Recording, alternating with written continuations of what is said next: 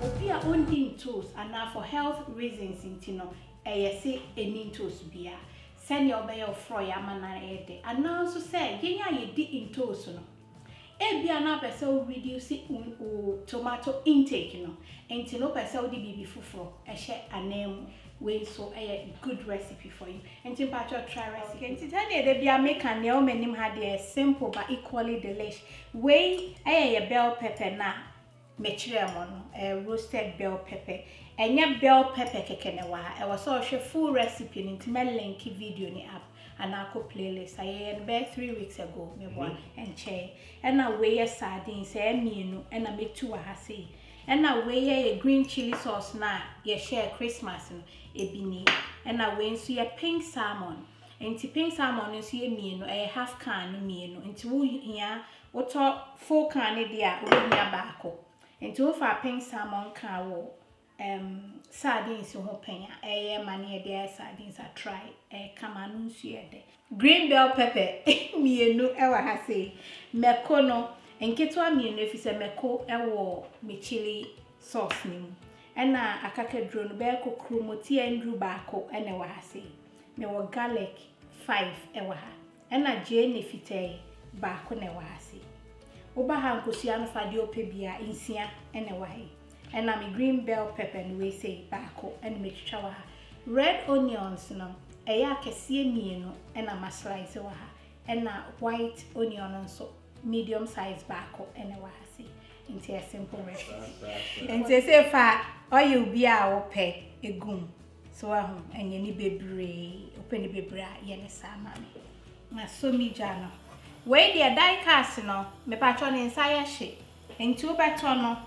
anyway mu neba utobia e was silicone holders we the patcho we nya de ne nsanye hye tu so mu anu ai se ti ma so mi cha no na esi so ti wo pe de ne nsanye hye dia e gold handles no eno de ne nsanye hye ti anu wa hye ne nso ama ti me meko mienu ni obu ha o skip video ni tu sim patcho me hu meko ni garlic ni nso ni na akakadro ni esan se enye nto sankasa na ye yisunti no enhye akakadro ni bebre ni srawa eni se mami na afi me bell pepper no me yisu aba no ompe aba na waduane a emfenka no sra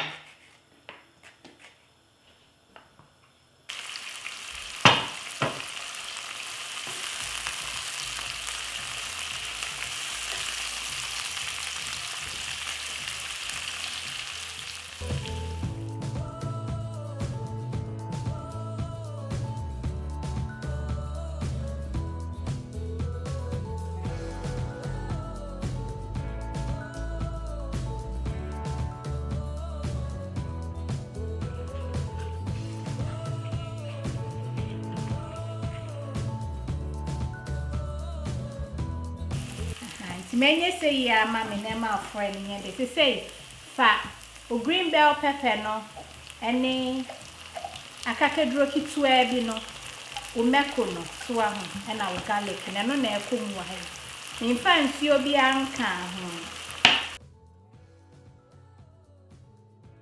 medama mercy Nottingham so ase nyame na ma mercy so ama se Nottingham so yakonya bi ewo global market ewo ho nyame adom so a mawena nso ebi ba ho no nti Nottingham for sisi edie mabomachi ya yeduru ho aha ena Wellingborough so Esther medase nyame ensha Afro shop Jennifer ni ukun ewo Aberdeen medamwase ma fresh shops ni nyina busiafo mesi ehwa na ewa ha no sesi a wode fish ya de tin one na mackerel no pink salmon ya na echire enyan ntifa ehuntuo no edi kan brain na fe wo de green chili sauce na ye no aha me wi amelenke up ama add spices wo mu kama so wa sha me fa sardine oil no emai pen eno so anka enti ye red bell pepper na nie we na yisu we se we ya na wafa me di we ni kum me di kan yisu anu nti me di kan fa we nansa Wow, she. Well, she. Ah, we are tomato free. Aha. I feel low jano man. Ah, come on, man, she send you for ye. Kuye. She send you for ye nice. Okay, intimidate kakra become. So,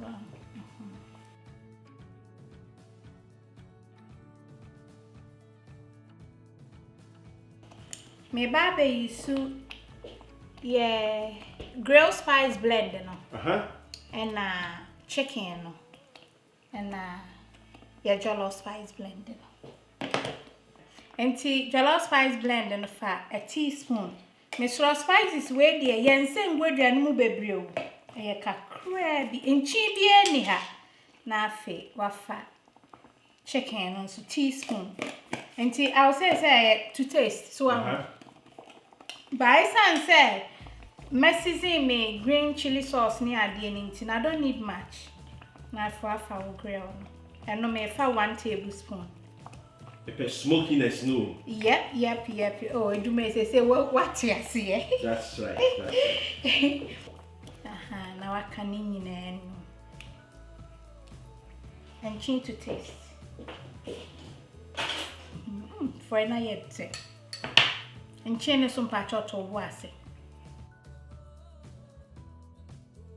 On say and chat napping and tifa open salmon a comb na entry ne boas na nkohihim embubu mu nkitenkete bebre so na yi nyanyan ni nyina afie aye kama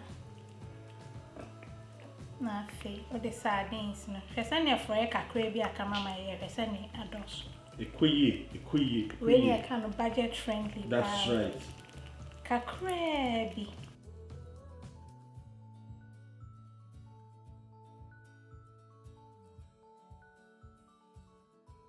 Tino pacho salt to taste me dey no ho komo salt to taste kakra bi na fe wa whiskey mo kakra me sane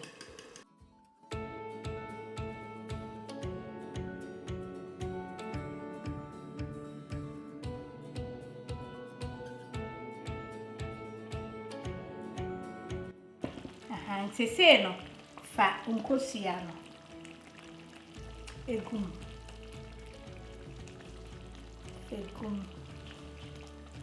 odi guma no wa pega uja ni mo kakra so antu pen kosia fa nkosia ne nka ho obu aha oni nkosia nti emfa nkosia ne nka ho ana obeti bi esi ho na kata so na pege ni wa shade when yen toast froyo aya froya ye de red bell pepper kama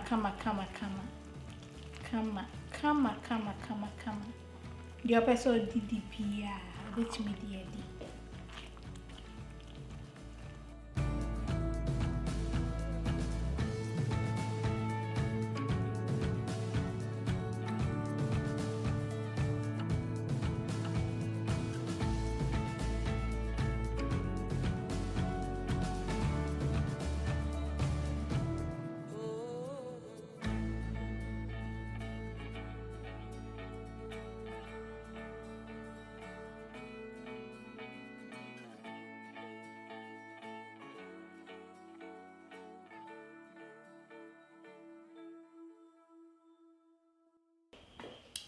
na fe cameraman